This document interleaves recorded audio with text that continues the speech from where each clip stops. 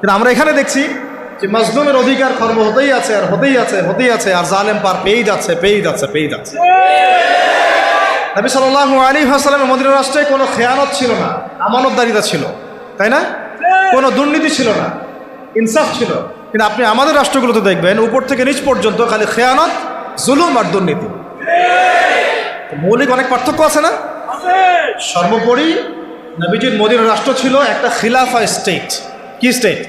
খিলাফা স্টেট, যেখানে জনগণ এবং সরকার সবাই আল্লাহর কাছে জবাবদিহিতায় বাধ্য, এবং সেই রাষ্ট্র পরিচালিত হয়েছিল শরিয়া আইন দ্বারা, অর্থাৎ কোরআন এবং হাদিসের বর্ণিত আইন দ্বারা। নবীজি বলতেন যে আমার মেয়ে ফাতিমাও যদি চুরি করে তবুও আমি তার হাত কেটে ফেলব, তাই না? আর আমাদের এই কাঠামোগুলোর মধ্যে আমরা দেখছি যে কোরআন এবং হাদিসের আইনের কোনো তোয়াক্কাই করা হচ্ছে, বরং এমন কিছু আইন আমরা চাপিয়ে নিয়েছি নিজেদের উপরে যেগুলোতে বাদীও মরে যায়, বিবাদীও মরে যায়, মামলা মরে না। কাউকে হ্যারাস করতে চাইলে দুই একটা মিথ্যা মামলা দিলেই ব্যাস সারা জীবন সে জেলের মধ্যে পচে মরে। যে কাউকে হ্যারাস করা যায়, যাকে তাকে গুম করা যায়, যাকে তাকে ক্রস ফায়ার দেওয়া যায়, মিডিয়াকে নিজের ইচ্ছা মতো চালানো যায়, ঠিক আছে, ইসলাম বিদ্বেষ ছড়ানো যায়।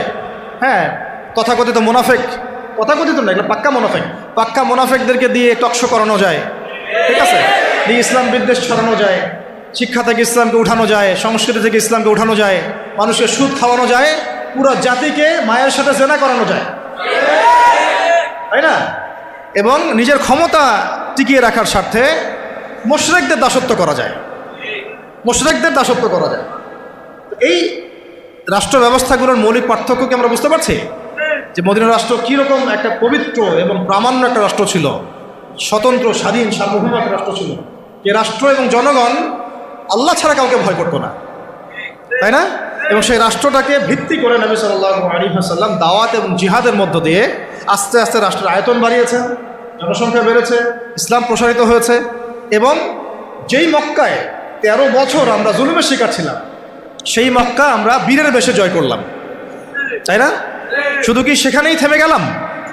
সেখানে সেটাকে ভিত্তি করে আবার আবু বকর রাদিয়াল্লাহু আনহু, ওমর, ওসমান, আলী, 4 খলিফার যুগে ইসলাম অর্ধেক বিশ্ব পর্যন্ত ছড়ায় গেল, একদম ওই আপনার স্পেন থেকে, পর্তুগাল থেকে নিয়ে চায়না পর্যন্ত, এদিকে আপনার কি বলবো আফ্রিকা থেকে নিয়ে একেবারে সাইপ্রাস থেকে শুরু করে আফগানিস্তান, পাকিস্তান, সিন্ধু পর্যন্ত পুরো কন্টিনেন্টটা ইসলামের ছায়াতলগত হলো না 4 খলিফার সময়? ওই খেলাফা রাষ্ট্রের উপর দাঁড়িয়ে হয়েছে। ওটা আমাদের ইতিহাস, এটা আমাদের শেকড়, আমরা এই জাতি ছিলাম। সেখান থেকে আমরা কোথায় আসছি একটু চিন্তা করতে পারছেন? পুরো রাষ্ট্র ব্যবস্থার মধ্যে দুর্নীতি, অনিয়ম, জুলুম, খেয়ানত, মানে মাজলুমের অধিকার খর্ব করা, হ্যাঁ, আইনের সুশাসন নিশ্চিত না হওয়া, একেবারে জোরজার মূল্যোত্তার, জ্ঞানীদেরকে মূল্যায়ন না করা, মূর্খদের রায় নিয়ে রাষ্ট্র পরিচালনা করা, হ্যাঁ, এবং আল্লাহ বিরোধী আইনগুলোকে হালাল করে নেওয়া, আল্লাহর হালালকে হারাম করে নেওয়া, আল্লাহর হারামকে হালাল করে ফেলা, হ্যাঁ, তাগুতি বিধান চাপিয়ে দেওয়া, ইসলামকে সংকুচিত করা, ইসলাম বিদ্বেষ ছড়ানো। কি করি নাই আমরা? কি করি নাই আমরা? মূল কথা হচ্ছে আমরা ইসলামটাকে শুধু ব্যক্তি জীবনে ওই ইহুদি খ্রিস্টানদের মতো, ওরা যেমন গির্জায় প্যাগোডায় ধর্মকে সংকুচিত করেছে, ওই রকম আমরাও চেয়েছি যে ইসলামকে মসজিদের মধ্যে ঢুকায় তালা মেরে রেখে দেব, বাইরে ইসলামকে আমরা আসতে দিব না, তাই না? এটার বাস্তব রূপরেখা আমরা দেখেছি এই সেকুলার রাষ্ট্রগুলো। এখন যদি আমরা এগুলো থেকে কোনো শিক্ষা নিয়েই থাকি, তাহলে আমাদের আগে জানা উচিত যে ইসলামী রাষ্ট্র ব্যবস্থায় সুবিধা কি, অসুবিধাগুলো কি, এবং এখানে আমাদের ভূমিকাটা কি, নাকি আমরা আসলে চাই এভাবেই চলতে থাক। আসলে সিদ্ধান্তে আসে নাকি? আপনারাই বলেন তো, আসলে কি এভাবে চলতে থাকা উচিত? দেখেন, এভাবে যদি চলতে থাকে, আমি আপনাদেরকে গ্যারান্টি দিচ্ছি, আল্লাহ না করুক যদি এইভাবে চলতে থাকে, তাহলে ব্যক্তি জীবনেও আপনি ইবাদত করার স্বাধীনতা হারাবেন। ইভেন আমরা তো আশঙ্কা করছিলাম যে কোন দিন জানি দাড়ি রাখার নিষেধাজ্ঞা চালু হয়। আপনারা কি তুরস্কের ইতিহাস পড়েছিলেন? যখন তুরস্ক প্রথম বিশ্বযুদ্ধে অটোম্যানরা যখন মানে ফার্স্ট ওয়ার্ল্ড ওয়ারে অংশ নিয়েছিল, হেরে গিয়েছিল, মোস্তফা কামাল আতাতুর্ককে ক্ষমতায় বসানো হয়েছিল, তখন আজান বন্ধ হয়ে গিয়েছিল, মাদ্রাসা বন্ধ হয়ে গিয়েছিল, মসজিদ তালা মারা হয়েছিল, দাড়ি রাখা নিষেধ করা হয়েছিল। এমন কোনো জুলুম নাই তখন করা হয় না। তো এভাবে যখন ইসলামকে রাজনৈতিক অঙ্গন থেকে সরিয়ে ফেলা হয়, তখন আস্তে আস্তে ইসলাম ব্যক্তি জীবন থেকে উঠে যায়, উঠিয়ে দেওয়া হয়। একটা সহজ সরল বিষয়, আমার কাছে যদি এই পুরো মিরপুর এলাকা, ধরেন অন্য কথা বাদ দিলাম, পুরো মিরপুর এলাকার অথরিটি যদি আমার কাছে থাকে এবং আমি যদি একজন স্বাধীন শাসক হই মিরপুরের, ফর এক্সাম্পল, একটা এক্সাম্পল দিচ্ছি, এই মিরপুর অঞ্চলটুকুর স্বাধীন শাসক একজন আমি, ধরেন XYZ বা আপনি আব্দুর রহমান, এখন আপনার অথরিটি আছে, আপনি চাইলে আপনার এলাকার সব মদের বার বন্ধ করতে পারেন, সব জুয়ার আসর আপনি বন্ধ করতে পারেন, আপনি আপনার এখানে প্রশাসনিক বাহিনী দিয়ে এখানে জরিমানা করতে পারেন, আইনের সুশাসন নিশ্চিত করতে পারেন, আপনি এই এলাকার সমস্ত মসজিদকে আবাদ করতে পারেন, সমস্ত মক্তবে কোরআনের একেবারে কি বলবো, কোরআনের শিক্ষা প্রচার প্রসার আপনি বাস্তবায়ন করতে পারেন, প্রত্যেকটা মাদ্রাসাকে আপনি আরও উন্নত করতে পারেন, এমনকি ওলামায়ে কেরামদেরকে ভাতা দিতে পারেন, তাই না? তাদেরকে আপনি উন্নত জীবন দিতে পারেন, তাদেরকে জুলুমের হাত থেকে বাঁচাতে পারেন।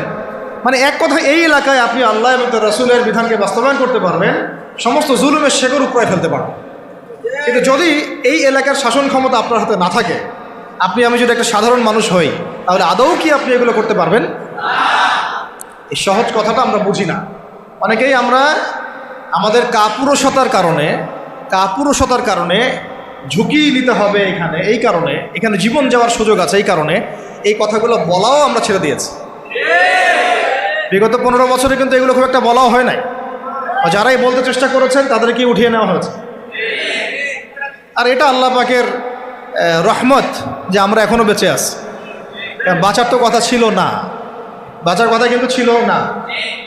আল্লাহ পাক তার দিনকে তার জমিনে প্রতিষ্ঠা করার জন্য, প্রসার করার জন্যই হয়তো আমাদেরকে রেখেছেন, অন্য কোনো উদ্দেশ্য নাই আমাদের এখানে।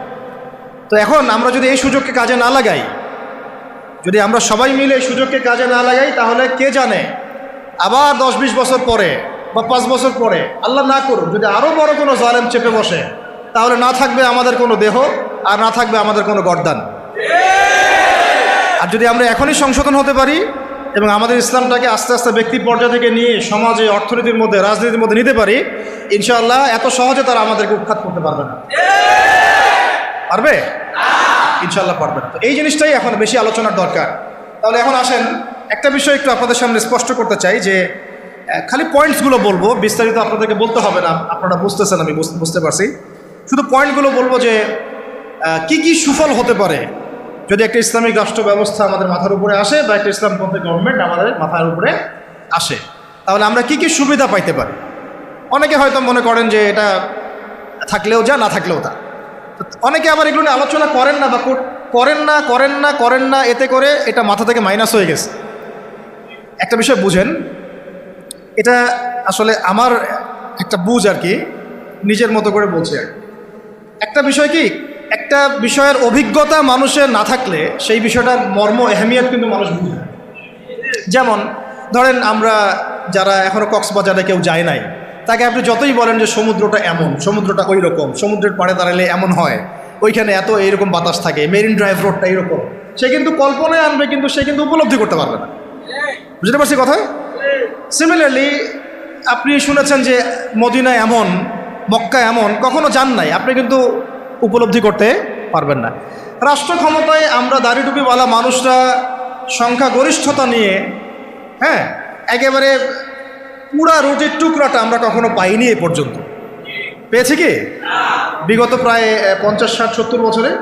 তাহলে আমরা কিভাবে জানবো যে সেটার এহমিয়তটা কি, সেটার গুরুত্বটা কি, সেটা থাকলে আমরা কি করতে পারি? ওটা তো আমার অভিজ্ঞতা নাই, তো আমার কি নাই, আমার অভিজ্ঞতা নাই তো। কিন্তু দেখেন, সেকুলারদেরকে দেখেন, এই ডেমোক্রেটিক সিস্টেমে যারা আছে তাদেরকে দেখেন, তারা কেউ 5 বছর থাকছে, কেউ 10 বছর থাকছে, কেউ 15 বছর থাকছে। তারা বুঝেছে যে তার মজাটা কি, এবং সেটা থাকলে সে কি করতে পারবে। তারা তো কেউ আল্লাহর বিধানের জন্য সেখানে যায় নাই। কেউ গিয়েছে ধরেন যে 10 বছর লুটপাট করেছে, জুলুম করেছে, দুর্নীতি করেছে, বিদেশে টাকা পাচার করেছে, যে মেয়েটাকে পছন্দ হয়েছে উঠাই নিয়ে আসছে, ঠিক আছে, ধর্ষণের সেঞ্চুরি করছে, ওই ক্ষমতা কাজে লাগায় সে হল দখল করছে, জমি দখল করছে, ব্যাংক দখল করছে, কোম্পানি দখল করছে। সে ওই মজাটা বুঝছে আর কি, ক্ষমতার মজা কি, ওর অর্থে মজা বললাম আর কি, ঠিক আছে। সে বুঝতে পারছে যে হ্যাঁ, ক্ষমতা থাকলে আমার এই জিনিসগুলো আমি তো পাবো। এই জন্য দেখেন, হাজার মাইর খাইলেও, হাজারবার মাইর খাইলেও, নেতাকর্মী জীবন দিলেও সে ওই রাজনীতি থেকে সরে যায় না, তাই না? 10 বছর মাইর খায়, আবার আসে না, আমাকে চাইতে হবে। আর ওখানে কি মজা আমি তো জানি, ওইটা যদি একবার পাই তাহলে আমি আবার এইগুলা পাবো, তাই না বিষয়টা? তো ওদের একটা উদাহরণ দিয়ে বোঝালাম। এই জন্য দেখেন, তারা তাদের এই রাজনৈতিক মুভমেন্ট থেকে কখনো সরে যায় না। সরে যায় কখনো? যায়নি, যায় না, যাবেও না। কারণ তারা ওর অভিজ্ঞতা অর্জন করেছে, তারা ওর মজাটা বুঝেছে। কিন্তু আমরা কখনো ওখানে গিয়ে আল্লাহর বিধান কি কায়েম করতে পেরেছি? আমরা তো ওখানে গিয়ে ন্যায় বিচার, ইনসাফ, হ্যাঁ, তারপরে আপনার আল্লাহর বিধান, শরিয়া আইন, তারপরে হুদুদ, কিসাস, এই যে বিষয়গুলো আমরা তো বাস্তবায়ন করতে পারি নাই। আমাদের ওই অভিজ্ঞতাটা নাই। তো এই কারণে আমাদের মধ্যে থেকে আলোচনা উঠে গেছে আস্তে আস্তে, খুব কম, লিমিটেড। কিন্তু আমরা যদি একবার ওখানে যেতে পারি, তখন দেখবেন আপনারাও বা আমরাও ওইটা ছাড়তে চাবো না। কারণ আমরা জানি ওখানে গেলে ইসলামকে কত বড় পরিসরে কায়েম করা যাবে ইনশাআল্লাহ, তাই না? আমরা ইসলামিক সেন্সে বলছি, আমরা ওখানে গেলে বুঝতে পারবো যে আমরা কত বড় পরিসরে ইসলামের খেদমত করতে পারবো ইনশাআল্লাহ।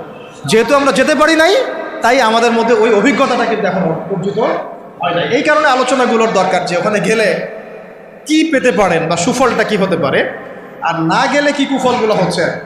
শুধু পয়েন্টগুলো বলবো। 1 নাম্বার, যদি একটা ইসলামিক সরকার আমাদের মাথার উপরে আসে এবং একটা ইসলামপন্থী রাষ্ট্র আমরা সামনে কায়েম করতে পারি, সামনে বলতে হতে পারে 5 বছর পরে, 10 বছর পরে, যদি কায়েম করতে পারি ইনশাআল্লাহ, ইনশাআল্লাহ, তাহলে সর্বপ্রথম আমরা পুরো দেশে সালাত কায়েম করতে পারবো।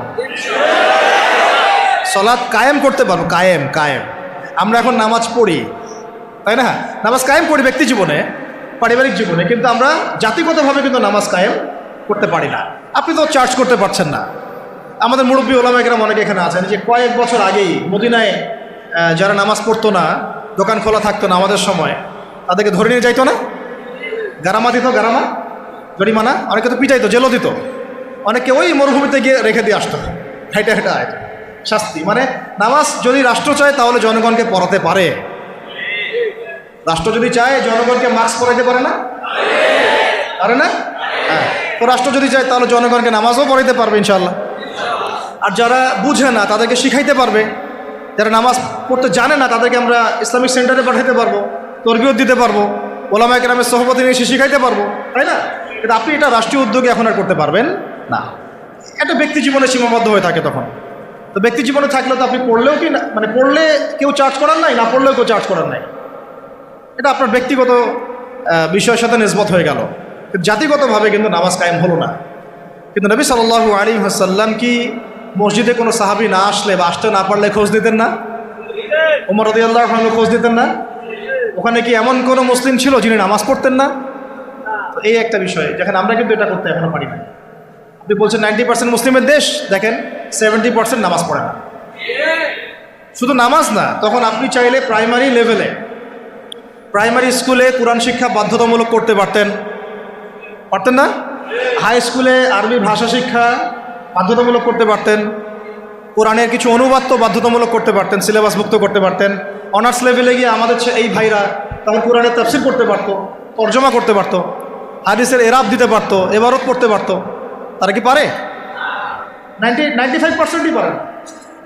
মাস্টার্স লেভেলে গিয়ে তারা ইফতা দেওয়ার মতো যোগ্যতা হয়তো অর্জন করতে পারতো। আরও অনেক কিছু করা সম্ভব ছিল, কিন্তু এটা আপনি আর রাষ্ট্রীয়ভাবে এখন করতে পারছেন। তাহলে একটা বিষয় হচ্ছে, দেখুন এক্সাম্পলটা বোঝেন। এখানে তো অনেক ফ্যাক্টরি আছেন আপনাদের এখানে, এটা দেখে মনে পড়লো আর কি উদাহরণটা, যে দেখেন ধরেন আমি একটা চাদর পরেছি, এখন এই চাদরটা ধরেন যে এক ভাই হাতে সেলাই করছে, 10 জন মিলে হাতে সেলাই করছে, 10টা চাদর উৎপন্ন হচ্ছে, আর এখানে একটা চাদর তৈরির ফ্যাক্টরি আছে, চাদর তৈরির ফ্যাক্টরি আছে। উৎপাদন কার বেশি হবে? ইসলামিক রাষ্ট্র হচ্ছে একটা ফ্যাক্টরির মতো কাজ করবে, যা ইসলাম আরও অনেক বেশি ছড়াই দিতে পারবে, যেটা ব্যক্তিগতভাবে অতটা সম্ভব হয়ে ওঠে না। দাওয়াতের মাধ্যমে হয়, দাওয়াতের মাধ্যমে ব্যক্তিগত ইসলাম হয়, মানুষ ফিরে আসে, কিন্তু বড় পরিসরে ইসলাম কায়েম হয় না। বরং আমরা ইসলাহের যত মেহনত করি, ওরা ওদের শয়তানি শক্তি দিয়ে ওইটাকে আবার নস্যাৎ করার চেষ্টা করে, তাই না? আমরা ইসলাহ করে মানুষকে আল্লাহর পথে ডাকার চেষ্টা করি, ওরা গান বাজায় দিল, কনসার্ট করাই দিল, পর্নোগ্রাফি চালু করে দিল, মেয়ে নাচাই দিল, আল্লাহ বিরোধী আইন 4-5টা চালু করে দিল, বাস আপনার মেহনতের উপর পানি পড়ে গেল, তাই না বিষয়টা? অথচ যদি আমরা একটা ইসলামিক স্টেটের দিকে যেতে পারতাম, ইসলামিক রাষ্ট্র ব্যবস্থার দিকে, তাহলে ওই ক্ষমতা আমাদের হাতে থাকতো যে তারা উপরের লেভেল থেকে ইসলাম বিরোধী কোনো শক্তিকে মানে আমাদের উপর চাপিয়ে দিতে পারত না। 1 নম্বর হচ্ছে আমরা নামাজ প্রতিষ্ঠা করতে পারতাম জাতিগতভাবে, যেটা আমরা এখন পারছি না। 2, আমরা জাকাত কায়েম করতে পারতাম, জাকাত প্রতিষ্ঠা করতে পারতাম রাষ্ট্রীয়ভাবে।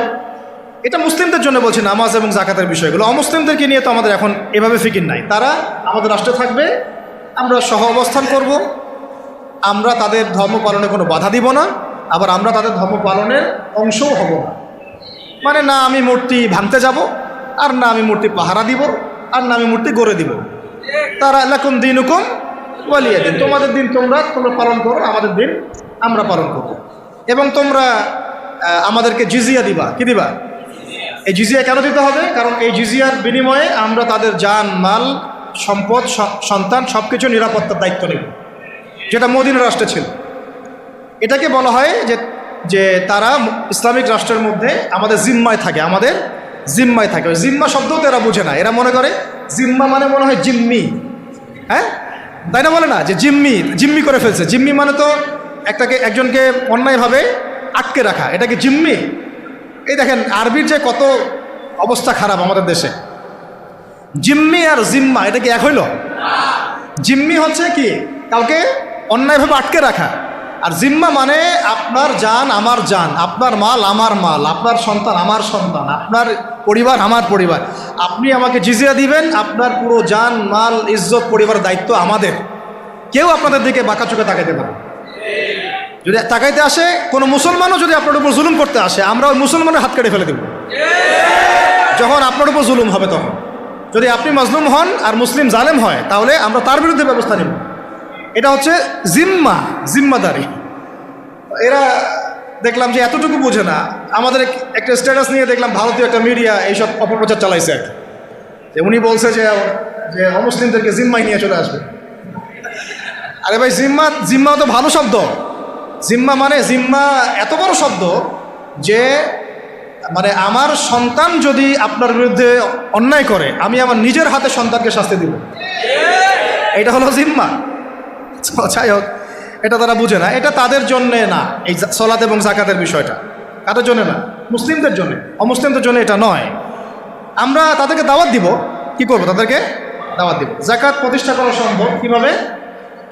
আমরা রাষ্ট্রীয়ভাবে আমাদের যাদের নেশাব পরিমাণ সম্পদ হয়েছে, একেবারে তালিকাভুক্ত করে, শুমারি করে, একটা প্রশাসনের বাহিনীকে লাগিয়ে দিয়ে এইটাকে আমরা মানে উত্তোলন করতে পারি কিনা? নবী সাল্লাল্লাহু আলাইহি ওয়াসাল্লাম করেছিলেন কিনা? আবু বকর সিদ্দিক, ইবনুল খাত্তাব বিন আফফান, উসমান বিন আফফান, আলী ইবনে আবি তালেব, তারা করেন নাই? তখন কি এই যাকাতের অর্থগুলো গরিব মানুষের কাছে সমানভাবে বন্টন করা হয় নাই? যাকাতের 8টা খাতে। এবং তখন কি সমাজের মধ্যে গরিব মানুষের সংখ্যা বেশি ছিল না কম? একজনও খুঁজে পাওয়া যায় তো? আল্লাহি, এখনও যদি আমরা যাকাত ভিত্তিক অর্থ ব্যবস্থা চালু করতে পারতাম, তাহলে আমাদের সমাজেও কোনো গরিব মানুষ থাকতো। আপনাদের যত ওই কমিউনিজমের মতবাদ আছে, আর ওই পুঁজিবাদ আছে, আর এই সমাজতন্ত্র আছে, হ্যাঁ, আর এই যে আরও যত মতবাদগুলো আছে, ওয়ার্ল্ড ব্যাংকের, IMF-এর, হ্যাঁ, ফেডারেল রিজার্ভ ব্যাংকের, এই সমস্ত মতবাদগুলোই ফেল করছে। মানবতার কল্যাণে তারা কিছুই করতে পারে না। মানবতার কল্যাণে প্র্যাকটিক্যালি কাজ করে দেখিয়েছেন নবী মুহাম্মদ সাল্লাল্লাহু আলাইহি ওয়াসাল্লাম কিভাবে ইসলামী এবং যাকাত ভিত্তিক অর্থ ব্যবস্থার মধ্য দিয়ে সমাজের দরিদ্র মানুষের হক আদায় করতে হয়। এটা তিনি দেখিয়ে দিয়েছেন। আপনারা সেটার কিছুই করতে পারেন। খালি এসব গদবাধা আমাদেরকে ইকোনমিক্সের বই পড়াইছেন। ইকোনমিক্সের কি করছেন? বই পড়াইছেন। আর ইকোনমিক্সের পড়া এত জরুরি এই যুগে, ইসলামিক ইকোনমিক্স, না হলে যে আমাদেরকে কিভাবে তারা সুদখোর বানাচ্ছে আপনি চিন্তাও করতে পারেন। সাম্য তো কায়েম করতে পারেনই নাই, ইনসাফ তো করতে পারেনই নাই, বরং মানুষকে খাইয়েছেন রিবা, সুদ, ঘুষকে জায়েজ করছেন, দুর্নীতি হয়েছে, টাকার মান কমানো বাড়ানো নিয়ে ইনফ্লেশন করেছেন, গরিবের রক্ত চুষে খাইছেন, হ্যাঁ, একটা অংশ দিন দিন ধনী হয়েছেন, বাকি অংশকে গরিব বানাইছেন। মানুষের রক্তচোষা, শ্রমিকদের রক্তচোষা, গরিবদের রক্তচোষা অর্থনীতি দিয়েছেন মানুষকে। এবং এর ফলে মানে বৈশ্বিক জুলুম আপনারা প্রতিষ্ঠা করেছেন এই অর্থনৈতিক সিস্টেমের মধ্যে। এইটা নিয়ে কথা বলতে গেলে আমার 1 ঘন্টা সময় লাগবে, এটা আমি অন্য একদিন বলবো ইনশাল্লাহ। শুধু এই টপিকের উপর কথা বলবো ইনশাল্লাহ, যে বর্তমান অর্থ ব্যবস্থা ধোঁকাবাজি, বর্তমান অর্থ ব্যবস্থার অর্থনৈতিক সিস্টেমের ধোঁকাবাজি আপনি শুনলে আপনার চোখ কপালে চলে যাবে। আসলে যারা কম জানে ওরা ঘুমাইতে পারে শান্তিতে, যারা আসলে জানে তারা ঘুমাইতে পারে, বুঝছেন? আসলে সত্য কথা এটাই। এত ধোঁকাবাজি হয়েছে অর্থনীতির মধ্যে, এমনভাবে গরিব মানুষকে নির্যাতন করা হয়েছে, এমনভাবে ওদের রক্ত চোষা হয়েছে। আল্লাহর কসম করে বলতেছে, বাংলাদেশের বেশিরভাগ মানুষ এটার হদিসই নাই তাদের, তারা জানেই না। এবং এর পিছনে আছে ওই পশ্চিমা পরাশক্তি আর ওই ইসরায়েল এবং আমেরিকার শক্তি, এরা এই কাজগুলো করছে সারা ওয়ার্ল্ড। আল্লাহ পাক আমাদেরকে বোঝার তৌফিক দান করেন। এখন এই যাকাত ভিত্তিক অর্থ ব্যবস্থা প্রতিষ্ঠা করা কিন্তু এখন ব্যক্তিগতভাবে সম্ভব নয়। ব্যক্তিগতভাবে সম্ভব, রাষ্ট্রীয়ভাবে যদি রাজনৈতিক ক্ষমতায় আমরা যেতে পারতাম ইসলামপন্থীরা, তাহলে এটা সম্ভব ছিল। 3 নাম্বার দেখুন, যে আমাদের যে বাজার আছে, বাজার বলতে 2 রকম বাজার, একটা হচ্ছে আঞ্চলিক বাজার, একটা হচ্ছে বিশ্ব বাণিজ্য। এই দুটো বাজারের মধ্যে হারাম আছে না, হারাম পণ্য আছে না, মাপে কম দেওয়ার বিষয় আছে না, সিন্ডিকেট আছে না, থার্ড পার্টির তেলেসমাতি আছে না, এই সমস্ত বিষয়গুলোকে আমরা নিয়ন্ত্রণ করতে পারছি না। কিন্তু ইসলামী অর্থ ব্যবস্থা থাকলে বা ইসলামী বাজার ব্যবস্থা থাকলে, ইসলামিক যদি আমরা কী বল সাম্যের ইকোনমি যদি আমাদের সামনে থাকতো, তাহলে আমরা এই প্রত্যেকটা হারামকে বন্ধ করতে পারতাম। আমরা এই মজুদদারিগুলো বন্ধ করতে পারতাম, আমরা সিন্ডিকেট বন্ধ করতে পারতাম, আমরা এই যে ইনফ্লেশন বন্ধ করতে পারতাম, আমরা এই বাজারের যে জুলুমগুলা, দুর্নীতিগুলো, এগুলো বন্ধ করতে পারতাম। এগুলো কিন্তু আমরা বন্ধ করতে ইনস্ট্যান্ট শাস্তির আওতায় আনা সম্ভব ছিল, আমরা এটা করতে পারছি না শুধুমাত্র ইসলামিক বিধান না থাকার কারণে। আল্লাহ পাক আমাদের বোঝার তৌফিক দান করুন। তারপরে দেখুন 4 নম্বর হচ্ছে আমাদের পুরো অর্থ ব্যবস্থায়, এটা ভালো করে বোঝেন, পুরো অর্থ ব্যবস্থায় ইকোনমিক সিস্টেমের মধ্যে 3টা জিনিস খুব মোটা দাগে আছে। একটা হলো জুলুম, একটা হলো খেয়ানত, একটা হচ্ছে দুর্নীতি। কি বললাম? জুলুম, খেয়ানত, দুর্নীতি। এই 3টা আমরা দূর করতে পারি নাই আমাদের অর্থ ব্যবস্থা থেকে। যদি ইসলামিক অর্থ ব্যবস্থা থাকতো, যাকাত ভিত্তিক, সাদাকা ভিত্তিক, কৃষি ভিত্তিক, শিল্প ভিত্তিক, হালাল বাণিজ্য, আঞ্চলিক এবং বৈশ্বিক, তাহলে দেখতেন ইনশাআল্লাহ সমস্ত জায়গা থেকে জুলুম, তারপরে আপনার এই খেয়ানত এবং এই দুর্নীতি একটাও স্থান পেত না। কারণ এটাতে জনগণকে আমরা তখন আল্লাহর কাছে জবাবদিহি করতে বাধ্য করতাম এবং আল্লাহ পাকের বিধান অনুযায়ী বিচার ফয়সালা করতাম। আল্লাহ পাকের বিধান অনুযায়ী বিচার ফয়সালা করা হতো, তখন তারা এই সাহসটা পেত না। 5 নম্বর হচ্ছে দেখুন, যে ইসলাম বিরোধী যত মতবাদগুলো আছে, যেমন ধরেন কয়েকটার কথা তো বললাম, যেমন ইসলাম বিরোধী অনেক মতবাদ, আসলে তারা তো বুঝতে পারেন না যে কমিউনিজম একটা ইসলাম বিরোধী মতবাদ, সেকুলারিজম একটা ইসলাম বিরোধী মতবাদ। এগুলো তো পলিটিক্যাল, এর বাইরে সামাজিক অনেক ব্যাপার আছে। যেমন ইসলাম বিরোধী বিভিন্ন মতবাদ, সংস্কৃতি, কাদিয়ানি মতবাদ ধরেন, তারপরে ইসাই মুসলিমদের ফিতনা, ইসলাম বিরোধী যত মতবাদ, যেমন এই কমিউনিজম বা so-called communism, so-called democracy, so-called secularism, বা এই যে LGBTQ, তারপরে রিবা, কাদিয়ানি মতবাদ, এনজিওদের সুদের ফিতনা, ইসাই মুসলিমদের ফিতনা, যত ইসলাম বিরোধী মতবাদগুলো আছে, এগুলোকে রাষ্ট্রীয়ভাবেই আস্তে আস্তে আস্তে মিটিয়ে ফেলা সম্ভব ছিল। কিন্তু ইসলামী রাষ্ট্র ব্যবস্থা না থাকলে এটাকে আপনি মেটাতে পারবেন না, বরং তারা সমাজে আধিপত্য বিস্তার করার চেষ্টা করবে এবং তারা ফ্লুয়েন্টলি তাদের মিশনে কাজ করতে শুরু করবে, যেটা আমরা দেখেছি তারা কাজ করছে। কাদিয়ানিদেরকে কেউ ঠেকাচ্ছে কি? না। ইসাই মুসলিমদের ফেতনা কি কেউ ঠেকাতে পারছি? আমরা হয়তো দাওয়াত দিতে পারছি, বুঝাতে পারছি, ওদের এলেমের এগেনস্টে আমরা আমাদের এলেম জাহির করতে পারছি, মোনাজারা হচ্ছে, কিন্তু ওদের উপর কোনো কঠোর ব্যবস্থা কিন্তু আমরা গ্রহণ করতে পারছি না। ওটা ব্যক্তিগতভাবে সম্ভব হচ্ছে না, কিন্তু রাষ্ট্র থাকলে আমরা পারতাম। বইয়ের মধ্যে নিয়ে আসতেছে, রাস্তায় মানববন্ধন করছে, অধিকার চাচ্ছে, আইন পাস করতে বলছে। সুদ তো আগেই হালাল করে ফেলছে তারা, মদের লাইসেন্স তো এগুলো আগেই দেওয়া হয়েছে, পতিতালয়ের লাইসেন্স আগেই দেওয়া হয়েছে। আর ইসাই মুসলিমরা কাজ করতেছে, শুধু এনজিওরা কাজ করতেছে, কাদিয়ানিরা কাজ করতেছে। আমরা কি এগুলোর একটাও গোড়ার থেকে কেটে ফেলতে পারছি? আচ্ছা, এটা আমরা পারতাম যদি আমাদের কাছে ইসলামী শাসন ব্যবস্থা বা ইসলামী একটা ইমারা বা একটা খেলাফা রাষ্ট্র থাকতো। এই জিনিসগুলো আমাদেরকে বুঝতে হবে। আল্লাহ পাক আমাদের বোঝার তৌফিক দান। কয়টা বলছি? 5টা। 6 নম্বরটা খুব বেশি ইম্পর্টেন্ট। এটা আমাদের জন্য খুব বেশি ইম্পর্টেন্ট এই কারণে যে এটা জাতির মেরুদণ্ড। আমাদের জাতির মেরুদণ্ড কি? শিক্ষা। এখন আসেন একটু পিছনে ফিরে থাকেন, বিগত 30, 40, 50 বছরে, বিগত 30 থেকে 40 বা 50 বছরে জাতীয় শিক্ষা ব্যবস্থার মধ্যে ইসলাম কতটুকু আছে আর কতটুকু নাই? আদৌ কি আছে? জাতীয় শিক্ষা ব্যবস্থা, আমি কিন্তু মাদ্রাসা শিক্ষার কথা বলছি না। আচ্ছা, মাদ্রাসা শিক্ষা ব্যবস্থা প্রণয়ন করতে হলো কেন? কারণ জাতীয় শিক্ষা ব্যবস্থার মধ্যে ইসলাম নাই, তাই মাদ্রাসাগুলো না থাকলে তো ইসলাম মিটাই ফেলতো তারা। মাদ্রাসাগুলো না থাকলে কি করতো? ইসলাম মিটাই ফেলতো। তো মাদ্রাসার খেদমত তো একটা সুরত। আমার দেশের 80%, 90% মানুষ মুসলিম, কোটি কোটি ছেলে মেয়ে স্কুলে পড়াশোনা করে, কলেজে পড়াশোনা করে, ইউনিভার্সিটিতে পড়াশোনা করে।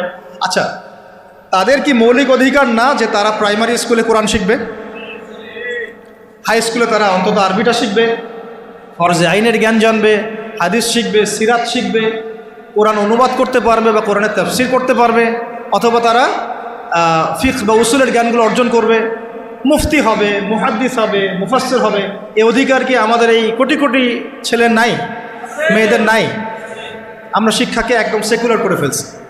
শিক্ষা ব্যবস্থার মধ্যে ইসলাম আনা যাবে না, ঠিক যেমন রাষ্ট্র ব্যবস্থার মধ্যে ইসলাম আনা যাবে না, অর্থনীতির মধ্যে ইসলাম আনা যাবে না, ঠিক ওই রকমই শিক্ষা ব্যবস্থার মধ্যেও ইসলাম আনা যাবে না। এই কনসেপ্টেই আমরা আমাদের জাতিকে দীর্ঘদিন যুগের পর যুগ অন্ধকারে রাখছি। এই জন্য দেখা যায় একজন এমপি সাহেব কোরআন তেলাওয়াত করতে পারে না, একজন বিসিএস ক্যাডার সূরা ফাতিহা পড়তে পারে না, একজন বুদ্ধিজীবী টকশো ফাটাই ফেলতেছে, একদম টকশো থেকে একদম কি একটা অবস্থা, টেবিল থাপড়ায় থাপড়ায় কথা বলছে, কিন্তু এদিকে সে ওযুর ফরজ বলতে পারে না। হ্যাঁ, এইভাবে আমরা আমাদের সমাজটাকে একদম ধ্বংস করে ফেলছি। এই জায়গায় কথা বলতে গেলে আমি একটু উত্তেজিত হয়ে পড়ে। আমরা আমাদের সমাজের শিক্ষাটাকে একদম ধ্বংস করে ফেলছি, একেবারে ধ্বংস করে ফেলছি। আমাদের আর্মি অফিসারদের কি এই অধিকার ছিল না যে তারা কোরআনে হাফেজ হবেন, তারা মুহাদ্দিস হতে পারবেন, মুফতি হতে পারবেন? হ্যাঁ, নবী সাল্লাল্লাহু আলাইহি ওয়াসাল্লামের যুগে যারা ফ্রন্টলাইন সোলজার, ফ্রন্টলাইন মুজাহিদ, তারা কি মুফতি ছিলেন না, মুহাদ্দিস ছিলেন না, কারি ছিলেন না, হাফেজ ছিলেন না? তাহলে আমাদের তো তারা ফ্রন্টলাইন যোদ্ধা, তাদের মধ্যে কয়জন হাফেজ, কয়জন আলেম, কয়জন কারি, কয়জন মুফতি, কয়জন মুহাদ্দিস? অথচ তাদেরকে এগুলো শিখতে দেওয়া হয় নাই। তারা এগুলো শিখে যদি আবার আল্লাহর পথে ফিরে আসে, তারাই যদি আবার ইসলামী রাষ্ট্রের কথা বলে। র্যাবের ভাইদের অধিকার ছিল না, পুলিশের ভাইদের অধিকার ছিল না, আমাদের বিজিবির ভাইদের অধিকার নাই? সবার অধিকার ছিল। বুদ্ধিজীবীদের, আমাদের ব্যবসায়ীদের, আমাদের এই যে আওয়াম জনগণ যারা, সবার অধিকার ছিল না? এই যে তোমরা যারা জেনারেল লাইন স্টুডেন্ট, তোমাদের অধিকার ছিল না? শিখতে দেওয়া হয় নাই। কিন্তু আমরা তাদেরকে মেসেজ দিতে চাই যে আপনাদের এটা শেখার পূর্ণ অধিকার আছে, এবং আপনারা যদি এগুলো শিখে আল্লাহকে চিনতে শিখেন, রাসূলকে চিনতে শিখেন, এবং ইসলামিক রাষ্ট্রের গুরুত্ব তাৎপর্য বুঝতে শিখেন, আল্লাহ পাক আপনাদেরকে এই যুগের খালিদ আর ওমর বানাই দেবেন ইনশাআল্লাহ। এবং আপনারাই ইনশাআল্লাহ আজ হোক আর কাল হোক আপনারাই বলবেন যে এই রাষ্ট্রটা যেন ইসলামী রাষ্ট্র হয়। যখন আপনারা দেখতে থাকবেন, বুঝতে থাকবেন যে হ্যাঁ, কত জুলুমের শিকার হচ্ছি আমরা, আর ইসলামী রাষ্ট্র না থাকার কারণে আমরা কিভাবে বঞ্চিত হয়েছি, বৈষম্যের শিকার হয়েছে, তখন আপনারা নিজেরাই ইনশাআল্লাহ তাআলা দাওয়াত এবং জিহাদের মধ্য দিয়ে এই বাংলার মধ্যেই আপনারা ইসলামী রাষ্ট্র কায়েম করবেন ইনশাআল্লাহ। আমরা দোয়া করি যেন আমাদের এই ভাইদেরকে আল্লাহ হেদায়েত দান করেন। ঠিক আছে? এখন এই শিক্ষা ব্যবস্থার সংস্কার ব্যক্তিগতভাবে কি সম্ভব? ব্যক্তিগতভাবে আপনি হয়তো একটা স্কুল করলেন, ওই যে আমি বললাম যে আমি একটা প্রতিষ্ঠান করেছি, আপনি একটা মাদ্রাসা করেছেন, উনি একটা মক্তব করেছেন, উনি একটা স্কুল করেছেন, কলেজ করেছেন, এই পর্যায়ে পড়তে থাকে। তারপরেও এখানে তো কিছুটা খেদমত করার সুযোগ আমাদের আছে, বাকি ক্ষেত্রগুলো তো একেবারেই বন্ধ করে দিয়েছে, তাই না? আর একটু ভেবে দেখেন, একটু চোখ বন্ধ করে ভেবে দেখেন, যদি ইসলামী রাষ্ট্র ব্যবস্থা থাকতো, ইসলামিক গভর্নমেন্ট থাকতো, তাহলে কত চমৎকার শিক্ষা ব্যবস্থা থাকতো, কত চমৎকার হতো প্রাইমারি স্কুলগুলো। প্রত্যেকটা প্রাইমারি স্কুল হয়ে যেত একটা মাদ্রাসার মতো, কত সুন্দর হতো আমাদের হাই স্কুলগুলো, আমাদের ইউনিভার্সিটিগুলো। থাকতো না কোনো ফ্রি মিক্সিং, থাকতো না কোনো নারী পুরুষের অবাধ মেলামেশা, থাকতো না কোনো অপরাজনীতি, থাকতো না কোনো জুলুম, আবরারকে এভাবে পিটায় হত্যা করার সুযোগ হতো না কারো। হ্যাঁ, হতো?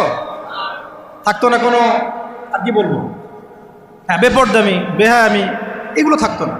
আল্লাহ পাক আমাদেরকে ইসলামী শিক্ষা ব্যবস্থার দিকে জাতিকে নিয়ে যাওয়ার তৌফিক দান করেন। আর এটা না থাকলে কি হবে? না থাকলে দিন বিবর্জিত শিক্ষা ব্যবস্থা চালু করা হবে, যেটা চালু করা হয়েছে। 7 নম্বর হচ্ছে, যদি আমরা ইসলামিক রাষ্ট্র গঠন করতে পারতাম তাহলে ব্যাপকভাবে মসজিদ, মাদ্রাসা, ইসলামিক সেন্টার, হ্যাঁ, তারপরে ইসলামিক বিশ্ববিদ্যালয়, একদম আল আজহারের মতো, মদিনা বিশ্ববিদ্যালয়ের মতো, দারুল উলুম দেওবন্দের আদলে অনেক বড় বড় প্রতিষ্ঠান আমরা দেশের মধ্যে করতে পারতাম। বাইরের কান্ট্রিগুলো থেকে স্টুডেন্টরা এসে আমার দেশে পড়াশোনা, কিন্তু এটা কি আমরা কিন্তু করতে পারি না। বরং উল্টা দেখবেন, যদি এটা না থাকে তাহলে কি হচ্ছে, ব্যক্তিগত পর্যায়ে আপনাকে কাজ করতে হবে। এছাড়া বরং আমরা এমন একটা অবস্থা চলে যাব যে অন্যের কাছে হাত পাততে হবে আমাদেরকে একটা প্রতিষ্ঠান করার জন্য। আর রাষ্ট্র থাকলে রাষ্ট্রই দায়িত্ব নিত।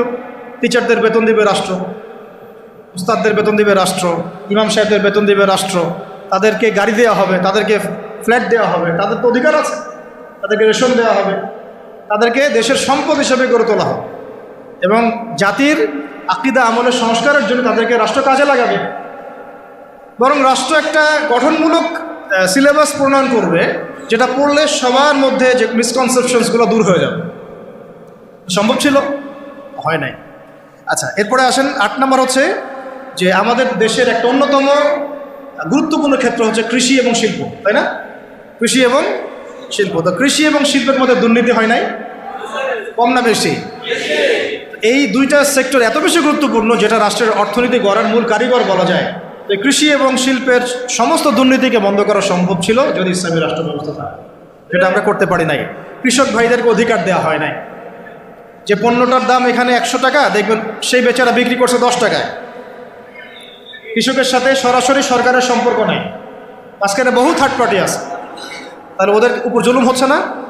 শ্রমিক, যে শ্রমিকের আপনি গার্মেন্টসে বেতন দিচ্ছেন 10,000 টাকা, 12,000 টাকা,